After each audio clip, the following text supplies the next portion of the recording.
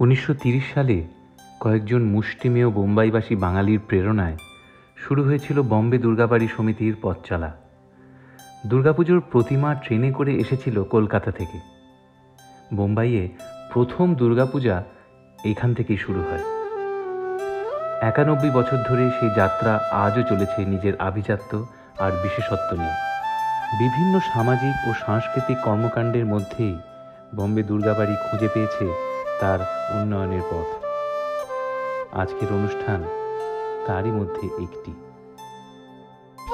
বম্বে দুর্গাবাড়ির এই বিশেষ অনুষ্ঠানে আমরা আজ এমন একজন ব্যক্তিত্বের কথা বলবো যার প্রতিভার স্বীকৃতি শুধু দেশেই নয়, সারা বিশ্ব জুড়ে। তার খ্যাতি, সম্মান এবং জনপ্রিয়তা আজও একইভাবে অটুট। সেই জনপ্রিয় প্রতিভাবান শিল্পী শ্রী সত্যজিৎ রায়। এবছর তার 100তম জন্মবার্ষিকী। আজকের এই অনুষ্ঠানে আমরা সত্যজিৎ বাবুকে স্মরণ করব এবং কথা বলবো তার সুপুত্র এবং সফল পরিচালক শ্রী সন্দীপ রায়ের সঙ্গে। বম্বে দুর্গাবাড়ি ওনার আর ওনার পরিবারকে জানাচ্ছে শারদীয়া শুভেচ্ছা এবং সাদর সম্ভাষণ।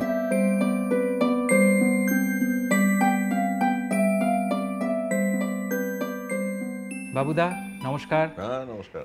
কেমন আছো? এই পরিস্থিতিতে যতটা ভালো থাকা যায় ততটা আছি, এই হচ্ছে ব্যাপার। বলো কি জানতে চাও? আমি প্রথমে একটা আশ্চর্য প্রশ্ন দিয়ে শুরু করি যে সত্যজিৎ রায়ের কাজ সম্বন্ধে জানে না এরকম বাঙালি হয়? মনে হয় না। তবে দেখো, এখন সেটা ফিল্ম মেকার হিসেবেই হয়তো, প্লাস এখানে রাইটার হিসেবে অবশ্যই জানে, কিন্তু এত রকমের দিক ছিল, সব দিক সকলে জানে না। সেটা আমার মনে হয় না সকলে জানে। প্রচুর নানা রকম কাজ করেছেন এবং নানা রকম কাজ করে এমন একটা অদ্ভুত জনপ্রিয়তা অর্জন করেছেন এবং এত সফল যে সে তো মানে ভাবাই যায় না। আজকের আলোচনাটা এইভাবেই রাখবো যাতে আমরা সত্যজিৎ রায়কে আরও একটু বেশি জানতে পারি। যে আমরা শুধু ফিল্ম মেকার হিসেবে সত্যজিৎ রায়কে বেশিরভাগ লোকই চেনে, অনেকে চেনে তাকে অ্যাজ এ রাইটার, সাহিত্যিক হিসাবে, এবং অ্যাজ এ গ্রাফিক আর্টিস্ট আরও হয়তো কম সংখ্যক লোক জানে, বা কিছু জায়গায় আমরা হয়তো জানিই না। আমরা নন্দনের সামনে দিয়ে হয়তো জানি না এখানে সত্যজিৎ রায় কি করেছেন, বা যখন কোনো বইয়ের কভার দেখি তখন হয়তো জানি না এটা সত্যজিৎ বাবুর করা। যেমন নন্দনের লোগোটাই তোমার করা, লোগোটাই ওনার করা, সেটা কজন জানে? সেটাই। কিন্তু সিনেমা তো এড়িয়ে যাওয়া যায় না। সিনেমাগুলো এমন করে গেছেন সেখানে আমার এড়িয়ে যাওয়ার জায়গা নেই। এবং যারা ফিল্ম নিয়ে পড়াশোনা করে, সেখান থেকে যারা এমনি শুধু এন্টারটেনমেন্টের জন্য ছবি দেখেন, সবারই হয়তো সত্যজিৎ রায়কে কোনো না কোনো দিন মানে দেখেছেন এবং অ্যাপ্রিসিয়েট করেছেন। কিন্তু সত্যজিৎ রায় তো জন্মেই সত্যজিৎ রায় হননি। তার নিশ্চয়ই তার পেছনে তার ফ্যামিলি আছে, এবং এরম একটা অসাধারণ ফ্যামিলি, এরম এক দিকপাল সব লোকেরা। তো আমি যদি একদম উপেন্দ্র কিশোর থেকে শুরু করি তাহলে, এবং সুকুমার রায়, এনাদের কন্ট্রিবিউশনটা কি সত্যজিৎ রায়কে তৈরি করার পেছনে? দেখো, মানে দুজনেই এত রকমের জিনিস করেছেন এবং উপেন্দ্র কিশোর অসাধারণ মিউজিশিয়ান ছিলেন। ভায়োলিন বাজাতেন, অর্গান বাজাতেন, গান লিখতেন, সুর দিতেন। Plus he was the father of halftone printing, যেটাকে বলে আর কি, এবং সেটা মানে বিখ্যাত ইউরে অ্যান্ড সানসের প্রেস ছিল। এবং তাছাড়া লেখক এবং ইলাস্ট্রেটার, অসাধারণ ইলাস্ট্রেটার, অসাধারণ পেন্টার, এবং মেইনলি অবশ্যই ছোটদের জন্য তো সব লেখার কথা মনেই পড়ছে। মানে রামায়ণ ছোটদের জন্য করেছেন, মহাভারত ছোটদের জন্য করেছেন, টুনটুনির বই ইত্যাদি, এগুলো তো আছে। কিন্তু মানে হাফটোনটাকে এমন একটা জায়গায় নিয়ে গেছিলেন, প্রিন্টিংটাকে, অসাধারণ। এখন পুরো ওখানে বসে, কলকাতায় বসে আর কি, বুঝতে পারছো তো। যে কারণে উনি সুকুমার রায়কে বিদেশ পাঠান আর একটু অ্যাডভান্স শিক্ষার জন্য ইত্যাদি, প্রিন্টিং অ্যান্ড টেকনোলজি শিখতে। তো সেইখানে ন্যাচারালি, এবং মানে দেখো, সুকুমার রায়ের একটা অদ্ভুত ব্যাপার ছিল, মানে উনিও মিউজিশিয়ান ছিলেন, উনিও সুর দিয়েছেন, গান লিখেছেন, এবং ননসেন্স ভার্স। মানে দেখো, মানে এখন মানে ওর মতো তো আর কেউ নেই, আর কেউ হবেনও না। কাজেই মানে তুমি যদি হযবরল দেখো, বা আবোল তাবোল দেখো, বা খাই খাই, বা অন্যান্য বই দেখো, লক্ষণের শক্তিশালী ইত্যাদি, এগুলো তো। কাজেই এরা সকলেই অত্যন্ত গিফটেড লোক আর কি, মানে অসম্ভব অসম্ভব। তবে আনফর্চুনেটলি উপেন্দ্র কিশোরও বেশি দিন বাঁচেননি, আর সুকুমার রায় তো তুমি জানো মানে খুবই কম বছর ছিলেন, এবং তার মধ্যেও যে এত রকমের জিনিস উনি করে গেছেন এবং এত অসাধারণ কাজ করে গেছেন সে অবিশ্বাস্য। তো তারপর এখন সুকুমার রায় চলে যান কালাজ্বরে 1923-তে, বাবার জন্ম 1921-এ, কাজেই বাবা 2-2.5 বছরের বেশি সুকুমার রায়কে পাননি। এবং তারপরে তো আমাদের নানা রকম পরিবারের একটা ডামাডোল হয় মানে গড়পাট ছাড়তে হয়, বিভিন্ন বাড়িতে থাকা ইত্যাদি। আর তো মাঝখানে তো সন্দেশের একটা ব্যাপার আছে, সন্দেশও তখন ছিল, সন্দেশ তারপরে উপেন্দ্র কিশোরের পর চলে যাওয়ার পর সুকুমার রায় সন্দেশের হাল ধরেন আর কি। তো তারপরে সুবিনয় রায় ইত্যাদি। তো তারপরে তো সন্দেশও উঠে যায় এবং ভীষণ ডামাডোলের মধ্যে রায় পরিবার পড়ে। এবং মানে আমার ঠাকুমাকে মানে অত্যন্ত মানে কসরত করে বাবাকে বড় করতে। যে সুপ্রভা দেবী, এরকম একটা সময় একজন এরকম অবস্থা, যেটা তুমি বললে যে মানে সাংসারিক অবস্থা খুব খারাপ, এবং সত্যজিৎকে বড় করছেন উনি, তো সেই বড় করাটার মানে তুমি কতটা জানো যে সেই বড় করার মধ্যে দেখো কি মানে চ্যালেঞ্জ এটা জানো মানে এটা খুবই কষ্ট করে এবং বিভিন্ন জায়গায় কাজ করে বড় করতে হয়েছে। এবং সেখানে মানে আমাদের পরিবারটা তো খুব বিশাল একটা, মানে সব চতুর্দিকে ছড়িয়ে ছিটিয়ে রয়েছে, তারা অনেকে এগিয়ে এসেছিলেন তখন, মানে তারা না এগিয়ে এলে খুব অসুবিধা হতো, খুবই অসুবিধা হতো। এবং বাবা সুকুমার রায়কে যা জেনেছেন সেটা কিন্তু সুপ্রভা রায়ের মানে গল্প বলতেন ছোটবেলা, বুঝতে পারছো, এর ওই ধরনের একটা ব্যাপার হতো যে মানে ঘুমের সময় হয়তো ছড়া ছড়া মানে আবোল তাবোল পড়ে শোনাচ্ছেন, পড়ে শোনাচ্ছেন। কাজেই বাবা মানে সুকুমার রায় সম্পর্কে যা জেনেছেন মার কাছ থেকে, এবং আস্তে আস্তে লেখা পড়ে, এবং আস্তে আস্তে বহু মানে যারা সুকুমার রায়কে চিনতেন তাদের কাছ থেকে সব নানা রকমের ইনপুটস পেতেন, যে কারণে কাজেই সেটা আমার মনে হয় যে ঠাকুমার একটা অদ্ভুত একটা, she was a tough woman আর কি, বুঝতে পারছো, মানে ভীষণ। এখন সেটা একটা হয়ে গেছিল, সেটা করে করে দিয়েছিল ওকে, যে তা না হলে উনি থাকতে পারতেন না, মানে বড় করতে পারতেন না বাবাকে। কাজেই খুব শক্তপোক্ত একজন মহিলা ছিলেন, এবং যে কারণে বাবার এই মানে বেড়ে ওঠাটা খুব ভালো হয়েছিল ওই দিক থেকে, সব দিক থেকেই, মানে পড়াশোনার দিক থেকেই তুমি বলো, একেবারে বেস্ট জায়গায় যাওয়া ইত্যাদি। তো বাবা যে খুব একটা মানে ইকোনমিক্সে ইন্টারেস্টেড ছিলেন তা নয়, কিন্তু মাকে খুশি করার জন্য ওগুলো পাস টাস করতে হয়েছিল। তারপরে যেটা হয় যে বাবা ভীষণ ভালো আঁকতে পারতেন, একটা আঁকার হাত ছিল, মাঝে মাঝে হিজিবিজি ওই সব জিনিস করতেন আর কি, টুকটাক একটু আঁকাঝোঁকা করতেন। তো অনেকেই সেটা থেকে বলেছিল যে এটা তো ভালো, মানে এটাকে যদি আরেকটু বেশি আঁকাটা যদি একটু ভালো করে কোথাও গিয়ে একটা শেখা যায় তাহলে ভালো হয়। তো ঠাকুমা তখন ইনফ্যাক্ট তখন তার রবীন্দ্রনাথের সঙ্গে একটা উপেন্দ্র কিশোরের একটা সাংঘাতিক একটা সম্পর্ক ছিল। তারপরে সুকুমার রায় তো তুমি জানো, সুকুমার রায়ের ডেথ বেডে মানে রবীন্দ্রনাথ এসে গান শুনিয়েছিলেন। কাজেই একটা সাংঘাতিক ওই তখন রবীন্দ্রনাথই বলেন সুপ্রভা রায়কে যে তোমার ছেলেকে আমার এখানে পাঠাও না শান্তিনিকেতনে কলা ভবনে, তাহলে ও একটু একটু খুব ভালো, এখানে টিচাররা রয়েছেন, ও একটু যদি শিখতে টিখতে পারে তো ভালো। তো বাবার শান্তিনিকেতনে যাওয়ার একটা আপত্তি ছিল, কেন বাবা ভীষণ শহুরে মানুষ, এবং তখন থেকেই আস্তে আস্তে খুব ছেলেবেলা থেকেই একটা ফিল্মে ইন্টারেস্ট হচ্ছে, হলিউডের ছবি টবি দেখার একটা ইন্টারেস্ট হচ্ছে। তো উনি মনে হচ্ছে দূর, শান্তিনিকেতনে কোনো ছবি টবি আসে না, আর ওখানকার লোকেরা বড্ড ন্যাকা ন্যাকাভাবে কথা বলে। তো সেইটা একটা ছিল। তো কিন্তু মার আদেশ, মানে ওটা মান্য করতেই হবে। তো উনি শান্তিনিকেতনে কলা ভবনে ভর্তি হলেন 41-এ, খুব সম্ভবত যতদূর আমার মনে পড়ছে 41-এ ভর্তি হলেন। এবং তারপর যেটা হয়, তারপর একটা অদ্ভুত চেঞ্জ আসে ওর মধ্যে, মানে উনি ওর শেকড়টা বুঝতে পারেন, মানে রুটসটা বুঝতে পারেন, মানে এবং সেখানে বইপত্র পড়ে, এবং দুজন অত্যন্ত নামকরা লোকের আন্ডারে কাজ শিখে, মানে উনি বহু জায়গায় এটা বলেছেন, স্বীকার করেছেন যে আমার প্রথমে মোটেই ইচ্ছে ছিল না এখানে আসা, কিন্তু এখানে এসে আমার যা লাভ হয়েছে সেটা বলার নয়। মানে বিশেষ করে বিনোদ বিহারী মুখোপাধ্যায় এবং নন্দলাল বসুর আন্ডারে মানে পড়ে এবং কাজ শিখে, কিন্তু ওর কোনোদিন পেন্টার হবার ইচ্ছা হয়নি, এবং সেটা আগন্তুকেই কিছুটা বলা আছে ওর শেষ ছবিতে, যে গুহা চিত্রর পর এর থেকে ভালো পেন্টিং আর কি করবো। কাজে সেখানে পেন্টার হিসেবে নয়, উনি কমার্শিয়াল আর্টিস্টের ওর একটা ইন্টারেস্ট ছিল, ঝোঁক ছিল।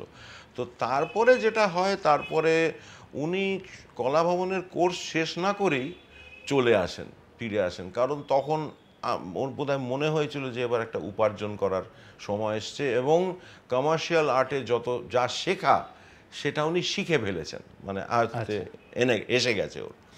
তো তো তারপর উনি যেটা ফিরে আসেন, ফিরে এসে চাকরির বন্দোবস্ত মানে খোঁজ খবর করতে শুরু করেন। এমনকি মাঝখানে একটা কথাও হয়েছিল যে উনি অল ইন্ডিয়া রেডিওতেও জয়েন করবেন, একটা বুঝতে পারছো এরকম একটা বলে, একটা মাকে একটা চিঠি লিখছেন, মানে সুপ্রভা রায়কে চিঠি লিখছেন যে একটা অফার আছে, সেটা কি নেব, মানে as what, as an announcer. আচ্ছা, বুঝতে পারছো, মানে একটু ইংরেজিটা মানে মোটামুটি দরকার, বাংলাটা, হ্যাঁ গলা ইত্যাদি, গলা এটা খুব ইম্পর্টেন্ট ব্যাপার। তো তো সেখানে তো তারপরে উনি বেটার অবশ্যই মানে ডিজে কিমারে কাজ পান, এবং সেটা খুব কম বয়সেই কাজ পান। এবং তারপর আর কি প্রশ্ন আছে, আমি তো একাই উত্তর দিয়ে চলেছি। আচ্ছা, একটু পেছিয়ে যাই, আমি পেছিয়ে গিয়ে আমি জিজ্ঞেস করতে চাই যে উপেন্দ্র কিশোর এবং সুকুমার রায়ের একটা মেজর কন্ট্রিবিউশন ছিল ব্রাহ্ম সমাজের প্রতি। সুকুমার রায়কে আমরা তো শুধু আবোল তাবোলের সৃষ্টিকর্তা হিসেবেই বেশি জানি, কিন্তু উনি এত সিরিয়াস টেক্সটও লিখেছেন সেটা হয়তো অনেকেই জানেন না। তো এত সুন্দর উপেন্দ্র কিশোর তো গানও লিখেছেন, ব্রহ্মসঙ্গীত আছে, হ্যাঁ ব্রহ্মসঙ্গীত লিখেছেন, আর সিরিয়াস লেখাও লিখেছেন। তো এইখানে এই কন্ট্রিবিউশনগুলো, এই যে ব্রাহ্ম সমাজের সঙ্গে যে একটা মানে নিবিড় সম্পর্ক, আর ওই সময় রবীন্দ্রনাথ এইভাবে কন্ট্রিবিউট করছেন ব্রাহ্ম সমাজে, সেখান থেকে সত্যজিৎ রায়তে এসে যখন পড়লাম তখন সেরকম কন্ট্রিবিউশন দেখি না। তো সেটা কি কোনো কারণ আছে? বাকি আছে আমরা জানি ছিল না জানো, কারণ তারপরে উনি নিজেও সব নানা রকম কাজে এত ব্যস্ত হয়ে যান না ওর। কিন্তু ছেলেবেলায় অবশ্যই ঠাকুমা থাকার সময় উনি অনেক এরকম সমাজ অ্যাটেন্ড করেছেন, এবং শুনেছেন আর কি, যেটা আর কি হয়, যে পড়া টড়া যা হয় আর কি ওখানে, যেসব ছোটোখাটো অনুষ্ঠানগুলো হতো সেটা উনি অ্যাটেন্ড করতেন। তো সেটা করেছেন, কিন্তু বড় হয়ে যাওয়া মানে বয়স হয়ে যাওয়ার পরে, যেমন ধরো তোমার যখন কলা ভবনে গেলেন বা তারপরে খুব একটা কিন্তু মানে সেরকমভাবে যোগাযোগ ছিল না। কিন্তু কোনো রকম ওকেশনে, যেমন কারোর হয়তো মৃত্যু হলো, সেখানে হয়তো একটা সভা হলো, বুঝতে পারছো, সেখানে যাওয়া সেটা ছিল, কিন্তু আলাদা করে সেভাবে কোনো রকম আমি অন্তত দেখিনি। শান্তিনিকেতনের পরে আমি সত্যজিৎ রায়কে দেখছি অ্যাডভার্টিজমেন্ট এজেন্সিতে কাজ করতে, এবং সেখানে উনি যথেষ্ট সাকসেসফুল খুবই, এবং সেইখান থেকে হঠাৎ ফিল্মে আসা, এই জার্নিটা যদি একটু আমাদের। না, সেখান থেকে তো ফিল্মে না, সেখান থেকে তুমি তার মাঝখানে একটা বিরাট পিরিয়ড আছে, সেটা হচ্ছে সিগনেট প্রেসের একটা পিরিয়ড, যেখানে তোমার ওই ডিকে অর্থাৎ দিলীপ কুমার গুপ্ত একজন উচ্চপদস্থ কর্মচারী ছিলেন ডিজে কিমারের, এবং আস্তে আস্তে বাবার খুব প্রিয়, মানে খুবই প্রিয় হয়ে ওঠেন আর কি, মানে ডিকের খুব প্রিয়, টিকে আর কি, ডিকে বলা হতো ওকে, ডিকের খুব প্রিয় পাত্র হয়ে উঠলেন। এবং তারপর ডিকে সিগনেট প্রেস, এবং ডিকে বুঝতে পেরেছিলেন যে বাবার মানে আঁকার ব্যাপারটা উনি দেখেছিলেন, বিজ্ঞাপনের কাজ দেখেছিলেন, মানে ভীষণই ইমপ্রেসড হয়েছিলেন। তখন অন্নদা মুন্সিও ছিলেন আর্ট ডিরেক্টর হিসেবে, কাজেই সেখানে খুব একটা ইমপ্রেসড হওয়ার পর উনি বললেন যে না, অন্য রকমের। আর বাবা তখন অলরেডি একটু মানে কি বলবো, ওই ক্লায়েন্ট একটা ব্যাপার আছে না, যে এটা চেঞ্জ করো ওটা চেঞ্জ করো, তাতে উনি মাঝে মাঝে একটু বিরক্ত হয়ে যাচ্ছিলেন আর কি, এই হচ্ছে ব্যাপার। সেটা আমরা ছবিতেও দেখেছি। সেটা তো তার অবশ্য একটা ভীষণ লাভ হয়েছিল ডিজে কিমারে থাকার, মানে থাকার ফলে যেটা হয়েছিল সেটা ওকে বিলেত পাঠানো হয়েছিল, মানে ওদের অফিসে, মানে বিলেতের অফিসে একটা কাজ করার জন্য একটা কাজে পাঠানো হয়েছিল। তো তাতে ওর যে সুবিধাটা হলো, ওর মানে প্রথম বিদেশ যাত্রা হলো, এবং সেটা একটা খুব ইম্পর্টেন্ট বলে আমার মনে হয়। এবং প্রচুর ফিল্ম দেখলেন উনি, মানে কাজের থেকে ফিল্ম উনি বেশি দেখেছিলেন, তা পরে উনি বলেছিলেন। এবং সেখানেই উনি বাইসাইকেল থিফ দেখেন, আচ্ছা ডিসিকার। আচ্ছা এবং যেটা হয়েছিল, মানে তখন সিগনেট প্রেস অলরেডি শুরু হয়ে গেছে। সিগনেট প্রেসের জন্য উনি প্রচুর কাভার করছেন এবং প্রচুর নাম হচ্ছে, মানে ওর হয়েছে যে একটা একটা মানে রেভলিউশনাইজ করার ব্যাপারটা আর কি, মানে বুক জ্যাকেট ডিজাইনের যে ব্যাপারটা, সেটা সাংঘাতিক একটা পর্যায়ে চলে গেছিলো সিগনেট প্রেস। তো এখন ডিকে তখন বাবাকে একটা বই ইলাস্ট্রেট এবং কাভার করতে দিলেন, সেটা হচ্ছে আমাটির ভেপু, মানে পথের পাঁচালীর কিশোর সংস্করণ।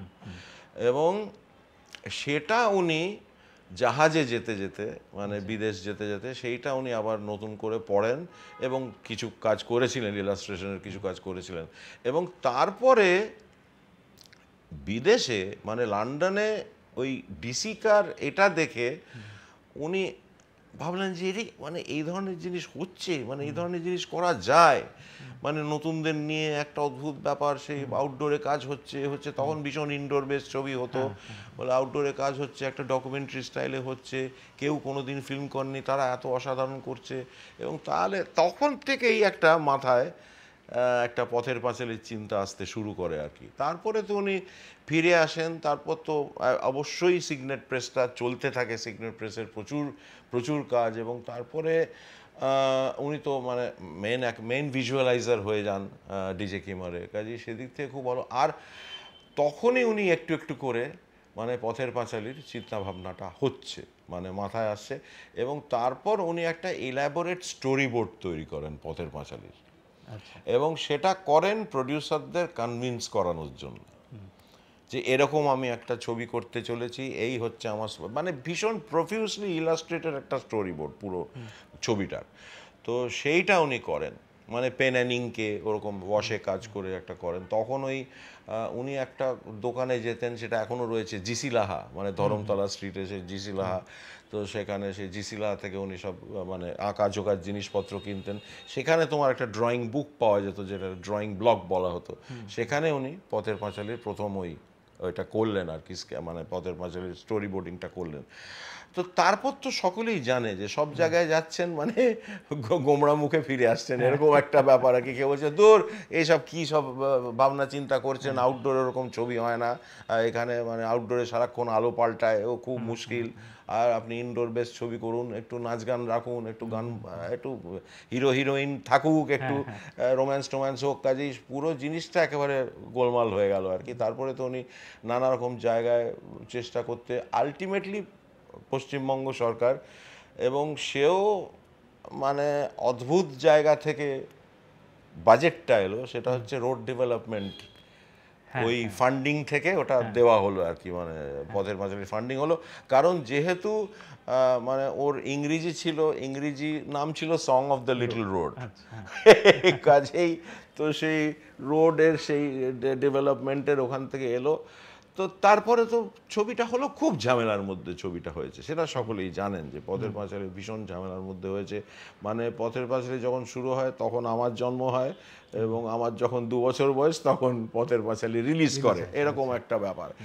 তো উনি সেইভাবেই একটা অদ্ভুতভাবে জিনিসটাকে প্ল্যান করেছিলেন, যার সব এমন সব লোকেদের নিয়েছেন যারা কোনোদিন, মানে সুব্রত মিত্র কোনোদিন ক্যামেরা ধরেন, মানে মুভি ক্যামেরা ধরেননি, এখন স্টিল ইত্যাদি। এবং ওর মানে বাবার একজন অত্যন্ত প্রিয় ফটোগ্রাফার ছিলেন কার্তিয়ার ব্রেসো, মানে ওকে ভীষণ মানে মানে পছন্দ করতেন এবং মান্য করতেন। ওর কাজ ভীষণভাবে একটা মানে ওর মধ্যে ঢুকে গেছিল আর কি, কার্তিয়ার ব্রেসোর সব নানা রকম বই টইতে ওর ছবি তোলার দেখে আর কি। তো সেই ফিলটা উনি চেয়েছিলেন যে ছবির মধ্যে। সুব্রত মিত্র বললেন যে এই আমার ব্রেসর এই ছবিগুলো দেখছো, এই ধরনের আমার একটা টেক্সচার চাই, এই ধরনের ফিল চাই। তো যাই হোক, তো তারপরে তো সব মানে তারপরে যেটা হলো, তারপর সেখানে তো মার কন্ট্রিবিউশনটা তো ভুলে যাওয়া খুব মুশকিল, কাজেই সেখানে গয়না টয়না বন্ধক টন্ধক দিয়ে সেই, আর উইকেন্ডে শুটিং হতো, কারণ মানে উইকডেজে তো বাবা ডিজে কিমারে কাজ করছেন। এবং সেখানে একটা একটা জিনিস বলা ভালো যে অত্যন্ত ভালো বস ছিলেন, মানে ডিজে কিমারের মানে যিনি বস ছিলেন বাবার আর কি, তখন মিস্টার ব্রুম ছিলেন। তো ব্রুমও ভীষণ এনকারেজ করেছিলেন বাবাকে, যেটা বাবাকে খুব সাহায্য করেছিল আর কি, যে কাজটা মানে করার, পথের পাঁচালী করার। তো ইত্যাদি সেই পথের পাঁচালী হচ্ছে, তার মাঝখানে টাকা পয়সা ইত্যাদি। তো তারপরে এই ফান্ডিংটা এলো আর কি। আচ্ছা। বুঝতে পারছো, ফান্ডিংটা এসে তারপর ছবিটা শেষ হলো। এবং পথের পাঁচালী অনেক কিছু ইন্টারেস্টিং ঘটনা আছে মাঝখানে, যে তখন তোমার মিউজিয়াম অফ মডার্ন আর্ট আমেরিকাতে, নিউ ইয়র্কে, তো সেখানে ওরা একটা এক্সিবিশন ওরা মাউন্ট করছিল, ফ্যামিলি অফ ম্যান বলে। তো সেখানে যিনি ছিলেন আর কি ওখানকার মেন মামা, মেন লোক আর কি, তার সঙ্গে বাবার একটা যোগাযোগ হয়েছিল আর কি। তখন বলছিল যে আমরা এরকম একটা করছি, মানে তো ইন্ডিয়ান কনটেক্সট একটা আসবে, তো সেখানে তোমার যদি কিছু সাজেশন থাকে। তো বাবা ওই বিখ্যাত সেই পথের পাঁচালীর সেই চুল আঁচড়ে দেওয়া, দুর্গা চুল আঁচড়ে দিচ্ছে অপুর এবং সর্বজয়া তাকিয়ে রয়েছে, সেই ছবিটা উনি পাঠিয়েছিলেন। এবং সেটা দেখে ভীষণ উনি ইমপ্রেসড হলেন, মোমার সেই কর্ণধার আর কি। তো খুব ইমপ্রেসড হলেন এবং বললেন যে এটা কী ব্যাপার। তখন বাবা ডিটেলে বললেন যে এটা খুব ইন্টারেস্টিং লাগছে, এই একটা ইন্ডিয়ান একটা সিজন হতে চলেছে সামনে, সেখানে তো তোমার এটা দেখানো যায়, মানে তুমি একটা দেখো কি। তো বাবা বললেন যে খুব অসুবিধায় ছবিটা করতে হচ্ছে, সে সময় মানে শেষ করতে পারবো কিনা জানি না। তো এই তো হলো। তো তার মাঝখানে নানা রকমের টানা পড়েন যাচ্ছে, পয়সা ফুরিয়ে যাচ্ছে ইত্যাদি। তো তারপরে একবার এলো তোমার মোমার সেই চিঠি এলো যে জন হিউস্টন যাচ্ছেন কলকাতায়, মানে বিখ্যাত হলিউডের পরিচালক, মার্কিন পরিচালক জন হিউস্টন, উনি the man who would be king করতে যাচ্ছেন এবং লোকেশন দেখতে যাচ্ছেন নেপালে। তো উনি কলকাতা হয়ে যাবেন, আমার খুব বিশেষ বন্ধু, তুমি যদি ওর সঙ্গে একটু দেখা করো এবং তুমি যা তুলেছো পথের পাঁচালী সেটা যদি ওকে একটু দেখাও, মানে একটা রাফ কাট টাইপের একটু যদি কিছু দেখাতে পারো। তখন বাবা তো জন হিউস্টন শুনে, কারণ তার আগে উনি মল্টিস ফকন ইত্যাদি দেখে তো সে খুব ইমপ্রেসড ইত্যাদি। তো তারপরে জন হিউস্টনের সঙ্গে দেখা করলেন। জন হিউস্টন বললেন হ্যাঁ নিশ্চয়ই, আমি দেখাও। তো তাকে নিয়ে যাওয়া হলো আমাদের সেই দাঁড়ে সেই স্টুডিওর প্রজেকশন রুমে, সে দেখানো হলো ছবিটা। উনি দেখে মহা ইমপ্রেসড। উনি দেখে বললেন এটা আমি এক্ষুনি গিয়ে বলবো, ঠিক আছে, এটা তুমি শেষ করো, কোনো রকমভাবে একটা শেষ করো, খুব ইন্টারেস্টিং লাগছে আমার। তো উনি গিয়ে বললেন এই মামার একে। তো তারপরে কনস্ট্যান্টলি চিঠি কি হচ্ছে তোমার, মানে তারপরে ছবিটা শেষ হলো এবং সেটা খুব কষ্টে সৃষ্টে শেষ হলো এবং সাবটাইটেলও করা গেল না। আচ্ছা। তো উনি জানালেন মামাকে যে বলে ঠিক আছে, আমরা এখানে একটা এক্সটেন্ডেড একটা সিনপসিস তুমি পাঠাও, আমরা তাতে যা করার করব, তুমি পাঠাও ছবিটা। কারণ জন হিউস্টন যখন বলেছে তখন এটার মধ্যে কিছু মাল মশলা আছে আর কি। তো তারপরে যেটা হলো যে ছবির প্রিন্ট বেরোলো, মানে প্র্যাকটিক্যালি দিনরাত খেটে। এবং তার মাঝখানে রবিশঙ্করের একটা এপিসোড এলো। রবিশঙ্কর এসে ছবিটা দেখে পছন্দ হলো, এক রাতের মধ্যে উনি মিউজিক করলেন, এক রাতের মধ্যে। হ্যাঁ, পুরো ছবিটা সেই সময় ছিল না আর। তো তারপরে আর কি ওখানকার একটা আমেরিকান একটা প্রিমিয়ারের একটা তাড়া।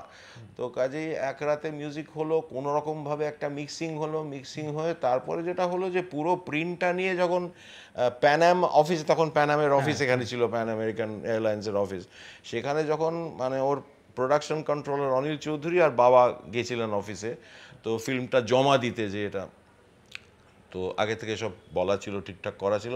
তো সেইখানে খুব বিখ্যাত একটা ব্যাপার আছে যে সেখানে কাউন্টারে বাবা ঘুমিয়ে পড়েছিলেন, কারণ তার আগে বোধহয় মানে দিন 10-12 ঘুম হয়নি আর কি এটা।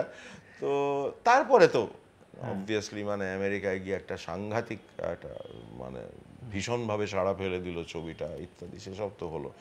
এই তো গেল মোটামুটি পথের পাঁচালীর পর্ব। আচ্ছা, পথের পাঁচালী যখন হচ্ছে তখন তো সত্যজিৎ রায় কাজ করছেন, মানে ডিজে ক্যামেরায় উনি তখন ডিজে ক্যামেরায় কাজ কাজ করছেন, অবশ্যই করছেন। এবার অবশ্যই। কাজ ছেড়ে একেবারে মানে ফুল টাইম ফিল্ম মেকার হলেন ফুল কতদিন টাইম তো পর? অপরাজিত থেকেই মোটামুটি যখন উনি ডিসাইড করলেন যে একটা ফিল্ম মেকিংটা, কারণ পথের পাঁচালীর সাকসেস, এতটা সাকসেস উনি Expect কল্পনাও করতে পারেননি। কারণ প্রথমত তোমার বিদেশে তো একটা সাকসেস হলোই, তারপরে তো কানে গেল, কানে গিয়ে বেস্ট হিউম্যান ডকুমেন্ট পেলো, এবং সেটার জন্যেও তোমার অনেকে ভীষণ মানে বাবার কয়েকজন কারণ বাবা এক সময় একটা বিদেশি লন্ডনের একটা পত্রিকায় লিখতেন, মানে একটা প্রবন্ধ লিখতেন আর কি, ফিল্মের পত্রিকা একটা ছিল, সিকোয়েন্স বলে একটা পত্রিকা ছিল, লন্ডন থেকে বেরোতো, এবং তার এডিটর ছিলেন খুবই একজন স্বনামধন্য চিত্র পরিচালক এবং সাংবাদিক লিন্ডসে অ্যান্ডারসন। আচ্ছা, তার ছিলেন মানে সম্পাদক ছিলেন, ওয়ান অফ দি এডিটার্স আর কি। তো তার আবার বাবার লেখা ভীষণ পছন্দ ছিল, তো বাবা লিখতেন, এবং তারপরে তো লন্ডনে যখন যান ডিজে ক্যামেরার ওর সঙ্গে দেখা হয়, এবং লিন্ডসে অ্যান্ডারসনই বাবাকে একটা ফিল্ম ক্লাবের মেম্বার করে দেন যাতে উনি ছবি দেখতে পারেন, ওয়ার্ল্ড সিনেমাটা দেখতে পারেন। তো লিন্ডসে অ্যান্ডারসন কানে ছিলেন, মানে ওয়ান অফ দি মানে জার্নালিস্ট ইত্যাদি, এবং তার একটা বেশ মোটামুটি একটা সকলে ওকে মান্য টান্য করতো আর কি। তো পথের পাঁচালী দেখানো হয় মাঝরাত্রিরে আচ্ছা, জুরিদের, এবং কেউ অ্যাটেন্ড করেননি, অধিকাংশ জুরি অ্যাটেন্ড করেনি, কিন্তু লিন্ডসে অ্যান্ডারসন ছিলেন। তারপরে ওর ছবিটা এত ভালো লাগে যে উনি তারপরে ওদের মানে ওই কমিটির সেই মানে কান ফিল্মের কমিটিকে ইনসিস্ট করেন যে তুমি এটা একটু বেটার টাইমে দেখাও যাতে জুরিরা অ্যাটেন্ড করতে পারে, জুরিরা দেখতে পারে, কারণ সারাদিন ছবি দেখে মাঝরাত্রিরে এমন একটা সময় দিলে ছবিটা যে কেউ দেখতে পেল না। তো সেইটা তাই জন্যে কিন্তু ছবিটা বেস্ট হিউম্যান ডকুমেন্ট পায় আর কি, মানে জুরিরা প্রপার টাইমে দেখে ওটার একটা জাজমেন্ট হয় জিনিসটা ছবিটার। সত্যজিৎ রায় অ্যাডভার্টিজমেন্টে কাজ করছেন, একদম কমার্শিয়াল আর্ট নিয়ে কাজ করছেন। তা আমরা এটা জেনে থাকি যে ফিল্মে কাজ করতে গেলে একটা বেসিক শিক্ষা তো প্রয়োজন হয়, যে আইদার আমি একটা প্রতিষ্ঠানগত শিক্ষা, সেটা তখন পসিবল নয়, বা আমি মানে কারোর সঙ্গে কাজ করতে করতে শিখবো। অবশ্যই। কিন্তু পথের পাঁচালী যখন তৈরি হচ্ছে তখন তো সত্যজিৎ বাবুর কোনো এক্সপোজারই ছিল না, একেবারেই না। কিন্তু সিনেমা দেখাও তখন কিন্তু মানে দুষ্কর, মানে একটা সিনেমা দেখতে না plan করা দেখো, এবং তখন সবকিছু কিন্তু করা।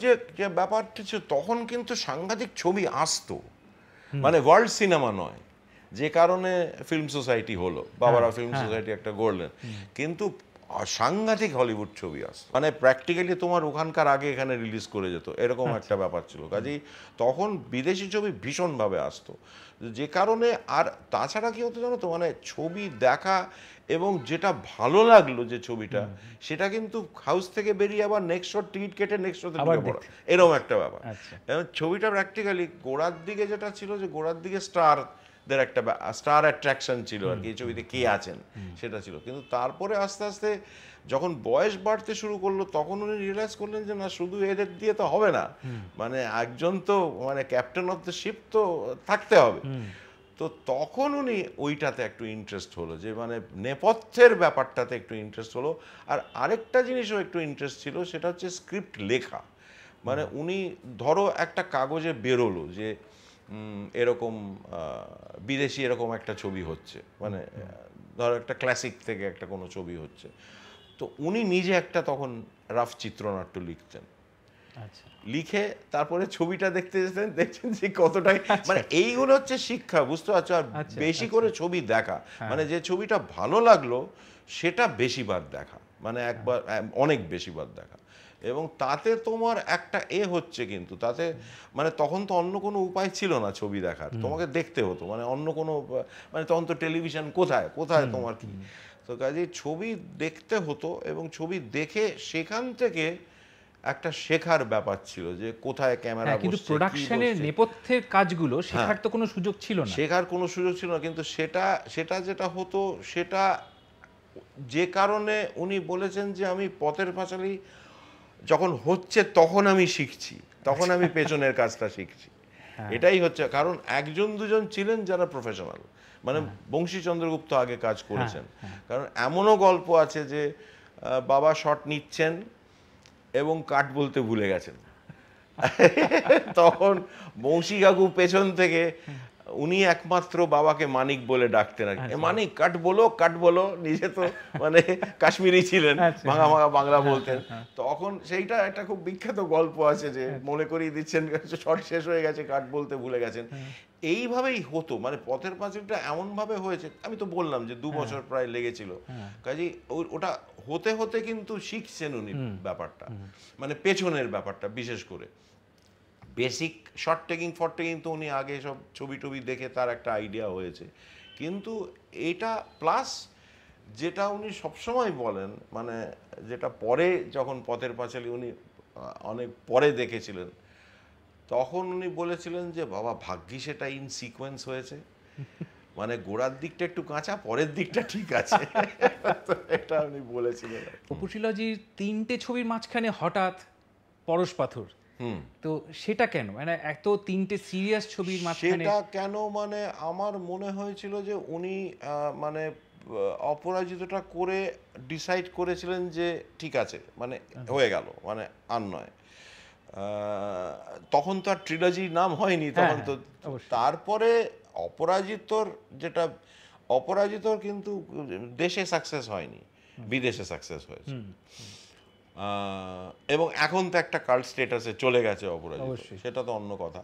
কিন্তু তখন বাবা একটু মর্মাহতই হয়েছিলেন যে পথের পাঁচালী পরে অপরাজিতর এরকম একটা হালকা ডাউনফলটা উনি এক্সপেক্ট করেননি। তো তারপরে অপরাজিতর ক্ষেত্রে ওকে নানা রকম বিদেশে যেতে হয়েছে ছবি নিয়ে।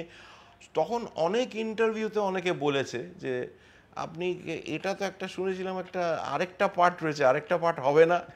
তো সেটা হচ্ছে মানে এর মাঝখানে অলরেডি পরশ পাথর কিন্তু হচ্ছে, মানে ওর থার্ড ছবিটা হওয়ার কথা ছিল জলসাঘর। আচ্ছা। এবং যেটা মজার ব্যাপার হচ্ছে যে অপরাজিতর পর উনি ভেবেছিলেন যে অপরাজিতর মানে ফেলিয়ার যদি বলা যায়, মানে ফেলিয়ারটা বাবা ভেবেছিলেন যে এটা তাহলে কি একটু নাচ গানের ছবি করতে পারলে ভালো হয়, একটু কমার্শিয়াল, একটু তো উনি জলসাঘর বাছলেন। আচ্ছা, বুঝতে পারছো, জলসাঘর বেছে তো তারপর উনি স্ক্রিপ্ট লিখে দেখলেন যে এটা তো নাচ গানের ছবি হচ্ছে না, এটা তো ভীষণ সম্বর একটা সিরিয়াস ছবি হয়ে যাচ্ছে, কিন্তু তাও ভীষণ গল্পটা মনে ধরেছিল। তো উনি জলসাঘর শুরু করলেন। তারপর ছবিদা কাবুলিওয়ালা তখন বার্লিনে যাচ্ছে, বুঝতে পারছো। তখন ছবিদা বাবাকে এসে বললেন যে মিস্টার রায় এরকম মানে আমার একটা বিদেশ যাওয়ার সুযোগ এসছে, তো এটা যদি আপনি একটু এলাও করেন। বললো অবশ্যই, মানে এটা তো ভীষণ দরকার, যান নিশ্চয়ই যান করে। ওই যে গ্যাপটা পেলেন বাবা, সেই গ্যাপে মানে পরশ পাথরটা ওয়ার্কআউট করে নেয়, মানে ওটা যাকে বলি না কুইকি, মানে একটা টুক করে একটা ব্যাপারটা করে নেওয়া হলো, বা একটা কুইকিও মাস্টারপিস হয়ে যেতে পারে, মানে অদ্ভুত। কারণ এবং পরশ পাথর এর অসম্ভব ভালো, পরশুরামের আমাদের রাজশেখর বসুর অসম্ভব প্রিয়, মানে ভীষণ প্রিয় ছবি, ভীষণ ভালো লেগেছিল পরশ পাথর দেখে। বলে বাবা আমার গল্প থেকে এরকম হয়, তো সেটা করে বাবা খুব মজা পেয়েছিলেন, প্লাস তুলসীদার সঙ্গে কাজ করে। সেটা মানে সেটা বাবার একটা উপরি পাওনা, এবং সেটা উনি কোনোদিন ভোলেননি। এরকম একটা ছোট্ট অ্যানেকডোট বলি পরশ পাথরের, যেটা পরে অবভিয়াসলি পরে শোনা আমার, যে ওই প্রিন্স কোটটা পরে তুলসীবাবু কেঁদে ফেলেছিলেন। কারণ ওকে তো কোনোদিন প্রিন্স কোট কেউ পরায়নি, তো খাটো ধুতি, খালি গা, এইসব নিয়ে এইসব ছেঁড়া জামা কাপড়। তো এইটা একটা অদ্ভুত, এটা বাবাও ভীষণ মুভড হয়ে গেছিলেন, যে মানে বাবাকে এসে বলেছিলেন যে আমাকে তো এরকম, মানে এরকম প্যান্ট, এরকম দামি জামা কাপড় তো আমাকে কেউ পরায়নি। তো এইটা বাবার ভীষণ পছন্দ হয়েছিল ছবিটা করে আর কি, বিশেষ করে তুলসীবাবুর সঙ্গে কাজ করে। তো তারপর ছবিটা ফিরে আসার পর, জলসাঘর শেষ করার পর উনি অপু সংসারের কথাটা ভাবলেন আর কি, এই হচ্ছে ব্যাপার। সত্যজিৎ বাবু ছবি দেখলেই একটা জিনিস যেটা মানে অসাধারণ লাগে, সেটা হচ্ছে কাস্টিং। মানে এমনভাবে উনি চরিত্রর জন্য অ্যাক্টর সিলেক্ট করতেন যেন ওই চরিত্রের জন্য ওই মানুষটিই জন্মেছে। সেটা পথের পাঁচালী থেকে শুরু করে প্রায় শেষ অবধি তাই মনে হয়, বেশিরভাগ চরিত্র তাই জন্য হয়তো মানে পরের দিকে জটায়ুকে আমরা মানে সন্তোষ দত্ত ছাড়া ভাবতেই পারি না, বা ফেলুদাকে আমরা সৌমিত্র চট্টোপাধ্যায় ছাড়া ভাবতেই পারি না। এই কাস্টিং এর পেছনে সত্যজিতের মানে এই ব্যাকগ্রাউন্ড ওয়ার্কটা কি ছিল, বা কিভাবে উনি চরিত্র খুঁজে পেতেন? ব্যাকগ্রাউন্ড ওয়ার্কটা, হ্যাঁ, প্রথমত একটু খোঁজ খবর রাখতেন আর নাটক দেখতেন, সেটা দেখতেন কিন্তু মানে সেটা মানে অবভিয়াসলি মানে অনেকেই ডাকতো যে দেখে যান ইত্যাদি, সেখানে উনি একটু নজর রাখতেন যে কোথায় কি কারা কারা করছেন। প্লাস আরেকটা ব্যাপার ছিল যেটা খুব ইন্টারেস্টিং বলে আমার মনে হয়, যে মানে বাবা তো তুমি জানো যে কোনো সেক্রেটারি ছিল না, ফোন তো একেবারে সকলেই করতে পারতো এবং নিজে উঠে গিয়ে দরজা খুলতেন, কেউ যদি দরজায় বেল মারতো তো ইত্যাদি। তো এখন অনেকে অভিনয়ের জন্য বাবার সঙ্গে দেখা করতে আসতো এবং কিছু লোককে উনি দরজা থেকেই মোটামুটি বিদায় দিতেন, কিন্তু যেখানে যেখানে মনে হতো যে ইন্টারেস্টিং একটা চেহারা তখন উনি ভেতরে ডাকতেন, ভেতরে বসাতেন, বসে কিছুক্ষণ কথা বলতেন, কথা বলে বললেন আচ্ছা আপনার, তখন তো ওই ছবি টবির অত চল ছিল না, বুঝতে পারছো, জাস্ট চলে আসতো। তো তার বললেন যে আপনার ঠিকানাটা যদি একটু বলেন, তো ভদ্রলোক ঠিকানাটা বলতেন এবং উনি ওই লাল খেরোর খাতায় শেষ পাতায় ঠিকানাটা লিখে রাখতেন, বলে আচ্ছা ঠিক আছে তাহলে পরে যদি সেরকম হয় আপনাকে ডেকে পাঠাবো। তো ভদ্রলোক চলে গেলেন এবং চলে যাওয়ার পরেই উনি একটা খসড়া করে নিতেন, একটা মানে চেহারাটা, আচ্ছা, চেহারার একটা ছোট্ট একটা থাম্বনেল স্কেচ করে দিতেন আর কি, বুঝতে পারছো। এবং এরকম অজস্র রয়েছে যে ঠিকানা এবং ছবির একটা প্রতিকৃতি আর কি, খুব রাফ প্রতিকৃতি। এবং তারপর যেটা হতো, তারপরে যদি মানে উনি ফিরে যেতেন আবার সেই খাতায়, মানে একটা কোনো চিত্রনাট্য লিখে যে যদি কোনো অ্যাপ্রোপ্রিয়েট এরকম মনে হতো, তখন উনি ওর একজন একে বলতেন আর কি, মানে সহকারী পরিচালক বা কাউকে প্রোডাকশনের লোককে বলতেন যে এই ভদ্রলোকের এই চেহারা, এই ঠিকানা, যাও নিয়ে এসো, এরকম একটা ব্যাপার। কাজে এরকমও হয়েছে, মানে যারা কোনোদিন ক্যামেরা ফেস করেননি সে তো হয়েইছে, মানে সেটা তুমি পথের পাঁচালী দেখো না, মানে সেটা তোমার মানে সর্বজয়া থেকে শুরু করে কানুবাবু একমাত্র ছিলেন আর কি, কানুবাবু একমাত্র মানে প্রফেশনাল ছিলেন আর কি। তাছাড়া অধিকাংশই তো তোমার মানে উমাদিও একেবারে, দুর্গাও নতুন, সুবিদ্যাও নতুন, সবই তো নতুন, প্লাস অনেকে অপরাজিততেও তো এরকম প্রচুর রয়েছে। তখন তো একটা আদান প্রদান ছিল, মানে তপনবাবু আসছেন, দেখা হচ্ছে, স্টুডিওতে শুটিং হচ্ছে, মানে পাশের ফ্লোরে বাবা, এ ফ্লোরে তপনবাবু কাজ করছেন, তপনবাবু চলে এলেন, কিছুক্ষণ আড্ডা মারলেন, এবং এগুলো হতো যে প্রত্যেকজনেরই ছবি রিলিজ হচ্ছে বাবার কাছে, উনি আসতেন যে আমার ছবিটা একবার যদি, নতুন প্রচুর ছবি দেখা হতো, মানে অজয়বাবু ডাকতেন, তপনবাবু ডাকতেন, অসিত সেন ডাকতেন, এবার পরে তো তনুবাবু, তরুণ দত্ত বটেই।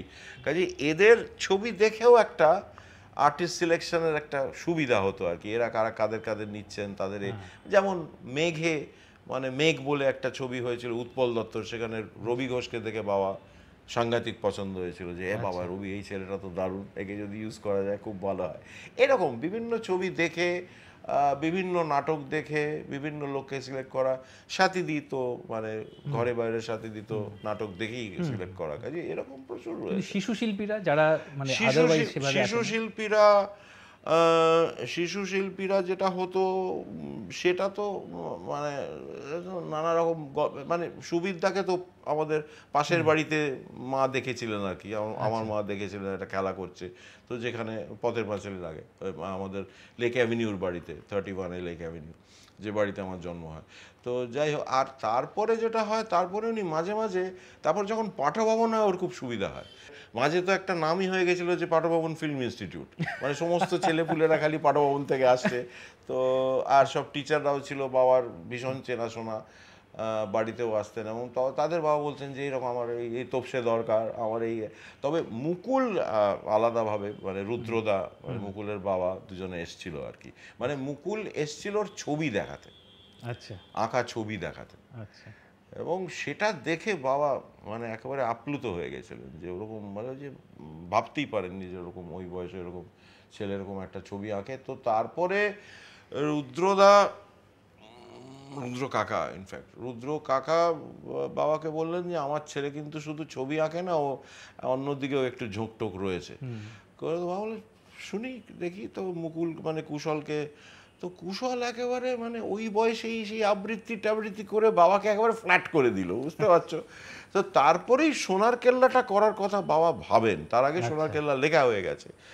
তো তারপরে ওকে দেখে বাবা বললেন যে বাহ, এরকম একে তো যদি ইউটিলাইজ করা যায় খুব ভালো হয়, আর অদ্ভুত একটা চেহারা, একটা ভীষণ একটা এঞ্জেলিক একটা চেহারা।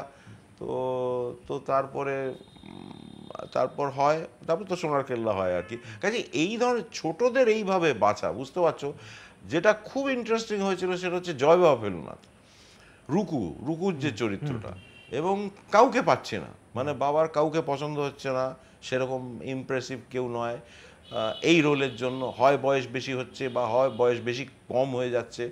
তো বাবা বললেন যে দূর কি করা যায়, আর বেনারসে শুটিংয়ের ডেট এগিয়ে আসছে, বুঝতে পারছো। তো বাবা বললেন যে ঠিক আছে একটা কাজ করা যাক, একটা টেরিফিক রিস্ক নেওয়া যাক, বেনারসে শুটিংয়ের সময় যদি কাউকে পাওয়া যায়, কারণ সেখানে তো প্রচুর বাঙালি রয়েছে, পাওয়া যাওয়া উচিত। তো সেরকম একটা ঠিক হলো, মানে আমরা হয়তো 2 দিন বাদে বেনারস যাব, এরকম একটা ব্যাপার। বাবা সেটা ঠিক করে ফেলেছেন, মাথায় ঠিক করে ফেলেছেন যে ওরকম একটা করবেন, একটা ড্রাস্টিক একটা মেজার নিতে হবে আর কি। তো ইন দ্য মিন টাইম আমাদের সহকারী পরিচালক পুনুদা, মানে পুনু সেন, বিখ্যাত পুনু সেন, তো তিনি একটা সেই মুদির দোকানে কী সব কিনছেন টিনছেন, তখন একটি ছেলেকে দেখলেন, সে বেজায় পছন্দ হলো ছেলেটিকে, এবং ছেলেটি বোধহয় ওর ওর দিদিমা ঠাকুমার সঙ্গে এসে কিছু কিনছে সেখানে। তো তারপর উনি ফলো করলেন, এবং ঠাকুমা তো ভাবছেন যে কোনো ছেলে ধরা বা কেউ হবে বোধহয়, বুঝতে পারছো, কোনো গোলমেলে লোকজন হবে। তো তারপরে পুনুকাকু গিয়ে বললেন যে এরকম আমি এখান থেকে এসেছি, আপনার যদি ডাউট থাকে আপনি ফোন করে দেখতে পারেন। তো সে ফোন করা হলো বাড়ি থেকে যে আপনার এই কি কেউ সহকারী পরিচালক আছেন এই নামে। তো বলে যে আমি একবার নিয়ে যেতে চাই একে, মানে মানিকদার সঙ্গে একবার দেখা করাতে চাই। তো বাবা দেখে ইমিডিয়েট হয়ে গেল আর কি, জিৎ বোস আমাদের। তো এই এই ধরনের এইভাবে ছোটদের পাওয়া যেত, বুঝতে পারছো, মাঝে মাঝে আচমকা। আর সব সময় যে উনি পেতেন তা না, পুনু কাকুর একটা খুব বড় রকমের কন্ট্রিবিউশন ছিল আর কি এই সব ব্যাপারে, কাজেই সেটা হতো, বিভিন্ন জায়গা থেকে পাওয়া যেত। সত্যজিৎ রায় ফিল্ম বানানো শুরু করলেন, কিন্তু মিউজিকটা মানে অন্তত প্রথম 3টে ছবি অন্যদের দিয়ে করাচ্ছেন, প্রথম বেশ কয়েকটা ছবি অন্যদের দিয়ে করালেন, এবং পরবর্তীকালে নিজেই মিউজিক করলেন, এবং এমনভাবে করলেন যে আমরা এখন 30 সেকেন্ড শুনলেই বুঝতে পারি এটা সত্যজিৎ বাবুর কোনো ছবির মিউজিক।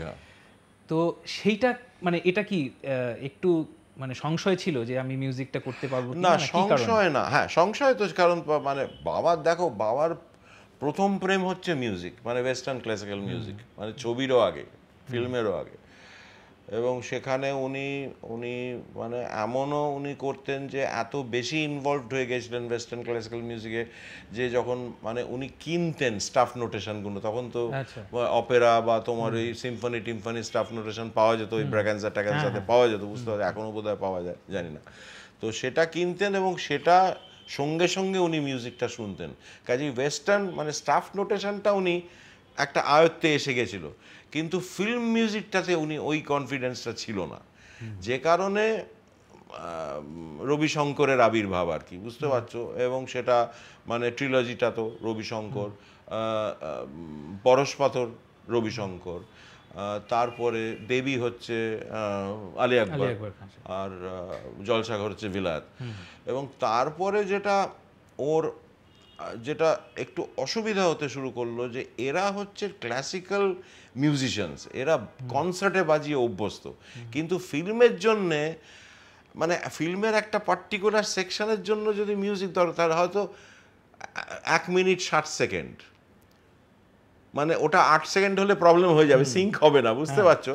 এখন সেই ধরনের মিউজিকতে এরা অতটা অভ্যস্ত নন, এবং যে কারণে দারুণ সব থিম আছে, মানে যেমন পথের পাঁচালী, সেই থিম তো মানে সে একটা আইকনিক থিম একটা। তো কিন্তু অন্যান্য মিউজিকের সময় যেটা হতো, যে বাবাকে এডিটিংয়ে নানা রকমের কসরত করতে হতো, কাটতে হতো, করতে হতো, ছোট করতে হতো বা স্ট্রেচ করতে হতো, সেরকম করতে হতো। তো যে কারণে বাবা দেখছিলেন যে একটু অসুবিধা হচ্ছে, মানে পোস্টে গিয়ে একটু অসুবিধায় পড়তে হচ্ছে, দারুণ সব পিস পাচ্ছি। এবং উনি বলতেন যে ঠিক আছে এটা তুমি বাজিয়ে দাও, তারপর আমরা দেখব কি করতে পারি। এইটা হতো, বুঝতে পারছো, যে হয়তো মনের মতো ওই জায়গায় একটা কিছু পাওয়া যাচ্ছে না, বুঝতে পারছো। সেটা পরশপাথরের ক্ষেত্রেও হয়েছে, জলসাগরের ক্ষেত্রেও হয়েছে। তো তারপর যেটা হলো, তারপর নিজের মাথায় মিউজিক্যাল আইডিয়াস আসতে শুরু করলো, এবং তারপর উনি দেখলেন যে এবার মানে এদের নিলে এবার বন্ধু বিচ্ছেদ হয়ে যাবে, কারণ তারা তো আলটিমেট ছবিটা দেখছেন, বুঝতে পারছো, দেখে বলছেন এটা কি করলে, এটাকে ছোট করলে কেন, ওটাকে বড় করলে কেন, বুঝতে পারছো, এখানে কি ওয়েস্টার্ন ক্লাসিক্যাল মিউজিক বলে মনে হচ্ছে। কাজেই এই একটা ব্যাপার ছিল। তো বললাম যে এর চেয়ে বেশি আর যাওয়া উচিত না, কারণ এদের সঙ্গে তাহলে বন্ধু বিচ্ছেদ হয়ে যাবে, এবার আমাকে কিছু করা উচিত। এটাও তো সেলফ টট এখন। তো তারপরে যেটা উনি তিন কন্যা থেকে মিউজিক দিতে রবীন্দ্রনাথ ঠাকুরের ডকুমেন্টারিতে বটুকদা দিয়েছিলেন, জ্যোতিরিন্দ্র মৈত্র মিউজিকটা দিয়েছিলেন। তারপরে ওই একই বছরে তিন কন্যা হয়। তো উনি পোস্টমাস্টারে খুব মানে প্রচলিত একটা ওই সেটা উনি নিজে মানে কম্পোজ করেননি, ওটা একবারে ওইভাবে বাজানো হয়েছিল। কিন্তু মণিহারা আর সমাপ্তিতে উনি প্রথম কম্পোজ করলেন এবং একেবারে ওয়েস্টার্ন নোটেশনে কম্পোজ করলেন এবং অ্যারেঞ্জমেন্টটা করলেন, কম্পোজ করলেন। এবং তুমি তো জানো একেবারে গোড়া থেকে অলোকনাথ দে রয়েছেন, অলোকনাথ দে চলে এলেন বাবার কাছে, অলোকনাথ দে সব নিলেন টিলেন, ওর কাছ থেকে সব নিলেন। তারপরে মিউজিক রেকর্ডিংয়ের সময় যেটা উনি দেখলেন যে যেটা হচ্ছে সেটা হচ্ছে যে এখানকার অনেক মিউজিশিয়ান ওয়েস্টার্ন নোটেশন ফলো করেন না, এবং তার জন্যে তখন ইনস্ট্যান্টলি একজন কাউকে সেটাকে বাংলা নোটেশনে করতে হচ্ছে আর কি, মানে কনভার্ট করতে হচ্ছে। এবং তাতে যেটা হচ্ছিল যে সময় নষ্ট হচ্ছে রেকর্ডিংয়ের সময়, রেকর্ডিংয়ের টাইমটা, মানে একবার রেকর্ডিংয়ে ঢুকলেই তো তোমার স্টপ ওয়াচ চালু হয়ে গেল, একটা পেমেন্টের একটা ব্যাপার আছে এই সময় অবধি। তো তখন বাবা দেখলেন, বাবা বেশ কিছুদিন এটা সহ্য করলেন, বুঝতে পারছো, গুপি গাইন টুপি গাইন অবধি উনি সহ্য করলেন। তো তারপর দেখলেন যে না, এই ফরম্যাটে যাওয়া যাবে না, আমাকে বাংলা নোটেশনটাও শিখতে হবে। তারপর উনি ফার্দার যা কম্পোজ করলেন সবই বাংলা নোটেশনে করলেন, এবং সেটা খুব সহজেই সেটা আর কোনো টাইম ওয়েস্ট হলো না আর কি, এই হচ্ছে ব্যাপার। কিন্তু গুপি গাইন অবধি ইংরেজি মানে বাইরের নোটেশন, স্টাফ নোটেশন উনি ফলো করেছেন। এইবার আমরা আলোচনা করি গুপি গাইন বাঘা বাইন নিয়ে, যেটা হয়তো বাঙালিরা মানে আজও ভুলতে পারেনি, হয়তো আগামী 100 বছরেও ভুলতে পারবে না এরকম একটা ছবি। এমন একটা মিউজিক্যাল যেখানে মানে সাংঘাতিকভাবে গানের প্রয়োগ হয়েছে। সম্ভবত সত্যজিতের প্রথম এখানে গান লিখলেন, এবং চিলড্রেন্স ফিল্ম, যেটা এর আগে উনি অ্যাটেম্প্ট করেননি। না সে তো বটে। তো সব মিলিয়ে একটা দারুণ এক্সপেরিমেন্ট উনি একসাথে করলেন। একে তো মিউজিক্যাল একটা ছবি বানালেন, চিলড্রেন্স ফিল্ম বানালেন। এবার এটার পেছনে কি কোনো কারণ ছিল? না শোনো, মানে উনি প্রথম গান লিখেছিলেন দেবীতে, শ্যামা সঙ্গীত। আচ্ছা, হ্যাঁ। এবং সেটা তো অবশ্য সুর প্রচলিত, কাজে সেখানে তো আর কোনো সুর দেওয়ার কোনো ব্যাপার ছিল না। আর প্রথম উনি যেটা গান লিখে এবং সুর দেন সেটা হচ্ছে ভালোবাসার তুমি কি জানো চিড়িয়াখানা। আচ্ছা, এবং সেটা লিখে ওর বোধহয় কিছুটা পছন্দ হয়েছিল যে বাহ, এই তো বেশ একটা করা যাচ্ছে, তো একটা লিখে একটা সুর টুর দিয়ে বেশ খারাপ লাগছে না তো, এরকম একটা ব্যাপার।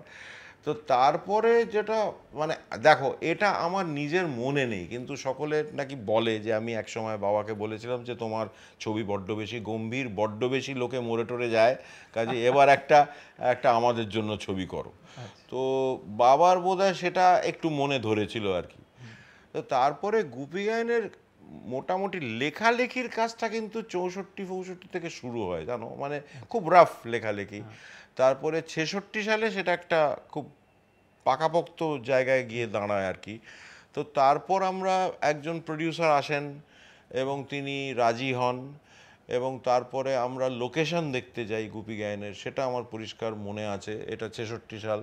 লোকেশন দেখতে যাই এবং রাজস্থানে, এবং বাবা তখন বলেছিলেন যে যেসব ট্যুরিস্টই রাজস্থানের জায়গায় আমি যাব না, আমি একটু অন্য জায়গায় ঘুরবো, মানে যেগুলো লোকে বিশেষ দেখেনি বা যায়নি।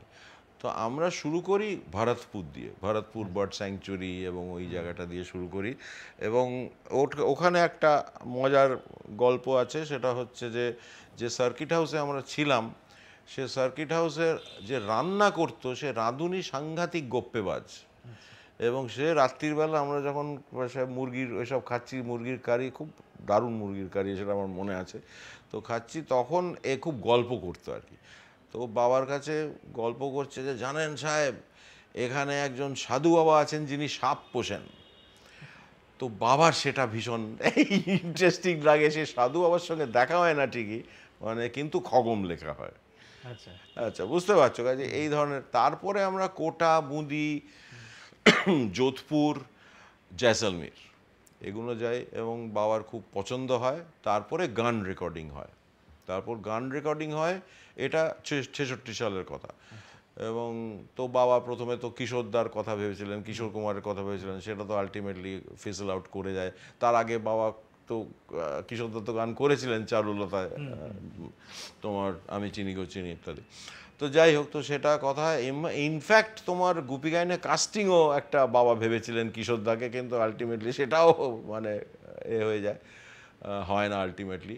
তো তারপর যেটা হয় যে গান রেকর্ডিংয়ের পরে প্রডিউসার পিছিয়ে যান, বোধহয় বাজেটের জন্য। কারণ উনি রিয়েলাইজ করেন যে বাংলা ছবির তখন যে বাজেট থাকতো সে বাজেটের তুলনায় এই ছবির বাজেট বেশি। এবং আরেকটা তো ব্যাপার আছে যে একেবারে নতুন ধরনের ছবি, মানে এরকম ছবি আগে হয়নি। এবং আবার এগেন প্রায় 6 লক্ষ টাকা, 6.5 6.5 লক্ষ। যাই হোক, তো হয়নি।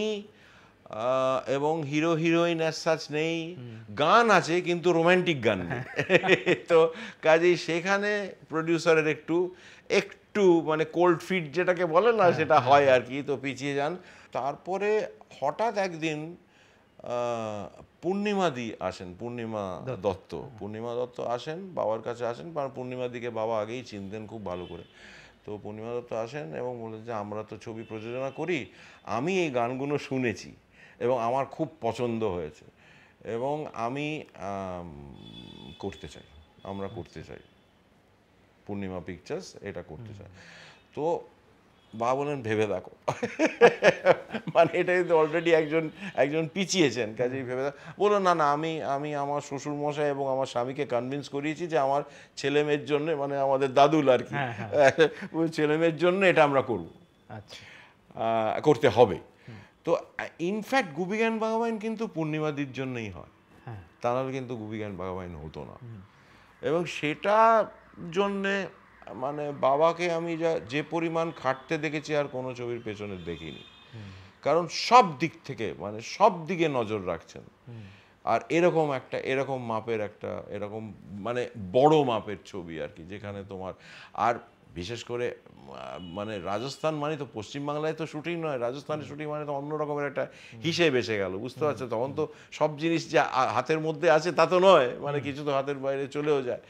যে সেরকম কিন্তু মানে দারুণভাবে হলো জিনিসটা, মানে অনেক ঝামেলা টামেলা করে, অনেক কাটকট পুড়িয়ে মানে ছবিটা হলো। কিন্তু এতটা চলবে এবং এতটা লোকের মনের মধ্যে ঢুকে যাবে, ছোটদের মধ্যে বা, এবং ছোটরা একরকম চোখে দেখছে, বড়রা আরেক রকম চোখে দেখছে, সেটাই হচ্ছে মজা। মানে একটা বড়দের কাছে একটা অ্যান্টিওয়ার একটা ব্যাপার এসে যাচ্ছে, ছোটদের কাছে একটা নিছক একটা এন্টারটেনমেন্ট এসে যাচ্ছে। এবং যেটা গুপি গাইন একটা করলো সেটা হচ্ছে যে 78 বেরোলো, তখন তো 78-এর যুগ। তারপরে তোমার তখন এটাও ছিল ওই 45 এক্সটেন্ডেড প্লে যেটা তোমার ছিল। কিন্তু গুপি গাইন হচ্ছে প্রথম বাংলা ছবির এলপি, যেখানে তোমার গানগুলো আছে, ব্যাকগ্রাউন্ড স্কোরটা আছে এবং ভূতের রাজার বর দেওয়ার সিকোয়েন্সটা রয়েছে, বুঝতে পারছো? সেটা একটা খুব একটা ইতিহাস বলে আমার মনে হয়, যে প্রথম বাংলা ছবির একটা পুরোপুরি। গুপি গাইন বাঘাবাইন প্রসঙ্গে আরেকটা কথা জিজ্ঞেস করি, যে এটাও তো সত্যজিৎ রায়ের প্রথম কণ্ঠ প্রকাশ হলো ফিল্মে, সত্যজিৎ বাবুর ছবি। আমার তো তাই মনে হয়, কিন্তু একটু অন্য স্পিডে। হ্যাঁ, কারণ তখন ওর একটা ছিল, মানে একটা রেকর্ডার ছিল, মানে জার্মান, সে উহার নামে একটা রেকর্ডার। তো সেখানে 4টে স্পিড ছিল, কাজেই নানা রকম জিনিস করা যেত আর কি। মানে একটা স্পিডে রেকর্ড করে সেটাকে একটু ফাস্ট স্পিডে করা, সেটা করা যেত। এবং উনি যেটা করতেন, মানে উনি ওই রেকর্ডারটা কিনেছিলেন নানান কারণে, উনি নিজেও সাউন্ড রেকর্ড করতেন, বুঝতে পারছো? প্রচুর সাউন্ড রেকর্ড, মানে প্রচুর, যেমন তুমি ধরো মানে প্রচুর ছবিতে যে পাখির ডাক টাক এগুলো সব এসছে, অধিকাংশই বাবার রেকর্ড করা, কাজে ওটাতে কোনো একটা নেশা ছিল বলতে পারো আর কি। এই হচ্ছে ব্যাপার। হ্যাঁ, তো ভূতের রাজার গলাটা ওর। আর মানে ভূতের নাচটা একটা খুব ইন্টারেস্টিং ব্যাপার ছিল, মানে সেটা নানা রকমের জিনিস ট্রাই করা হয়েছিল। প্রথমত শম্ভুদাকে বলা হলো, শম্ভু ভট্টাচার্যকে বলা হতো নাচটাকে ঠিকঠাক কোরিওগ্রাফ করার জন্য। তো তারপরে নানা রকম জিনিস, তোমার পজিটিভ নেগেটিভ অনেক কিছু জিনিস ইউজ করা হয়েছিল। আর অদ্ভুত একটা মিউজিক উনি বেঁচেছিলেন, মানে সাউথ ইন্ডিয়ান সে পারকাশন ইত্যাদি সব মিউজিক বেছে টেছে নিয়ে। আর তখন একটা বম্বেতে একটা কোম্পানি ছিল রাউকো বলে, RAUKO টাইপের আর কি। তো তারা এই ধরনের স্পেশাল এফেক্ট কিছু করতো, মানে এটা একেবারে কুটির শিল্প, কিন্তু মানে ওই ধরনের মানে হাতে তৈরি সব মেশিন। এবং সেখানে ওই অয়েলি একটা ব্যাপার ছিল না, মানে যেটা একটা কিলবিল করার একটা ব্যাপার, সেইটা ওখানে করা হয়েছিল। সেইটা ওখানে একটা স্পেশাল পদ্ধতিতে অপটিক্যালে করা হয়েছিল। তো সেটা ভীষণ ওয়ার্ক করেছিল, মানে এরকম একটা ওয়েভি একটা ব্যাপার। ওরা একটা ডিস্কের মতো ছিল, ট্রান্সপারেন্ট ডিস্ক, যেটাকে একটু ক্রিম মাখানো হয়েছিল, কারণ সেটা একটু এবং সেটা রোটেট করতো। মানে ফিল্মটা তোলা হচ্ছে একটা ক্যামেরায়, রিতোলা হচ্ছে, মানে রিশুট হচ্ছে, আর ওটাও ঘুরছে, বুঝতে পারছো, সামনে ক্যামেরার সামনে, যাতে মানে ওই এফেক্টটা হয় আর কি। এফেক্টটা খুব কিন্তু ইন্টারেস্টিং। শুধু তো তাই নয়, খেরোর খাতায় দেখলে এটা বোঝা যায় যে প্রত্যেকটা ভূত চরিত্র একদম মেটিকুলাসলি প্ল্যান করা এবং একদম মেটিকুলাসলি মানে ইনফ্যাক্ট ওটা একটা আলাদা ফিল্ম। ওটা বাবা ওটাকে একটা হাইলাইট করবেন, একটা প্রথম থেকেই প্ল্যান ছিল যে মানে যে এরকম একটা যখন মৌকা পাওয়া গেছে, এটাকে ছাড়া নেই। মানে একটা সামান্য একটা টুকটাক ভূত নাচলো, তারপরে বর দিল, সেরকম হলে চলবে না। মানে এটাকে একটা খুব একটা মেজর একটা হাইলাইট বা একটা অ্যাট্রাকশন করতে হবে ছবির। তো সেইটা বাবার যে কারণে মানে ভূতের নাচের জন্য একটা আলাদা খাতা আছে, খেরোর খাতা। আচ্ছা, এবং অপরাজিত থেকে খেরোর খাতাটা শুরু হয়, কারণ পথের পাঁচালীতে একটা কনভিন্স করানোর ব্যাপার ছিল প্রডিউসারদের।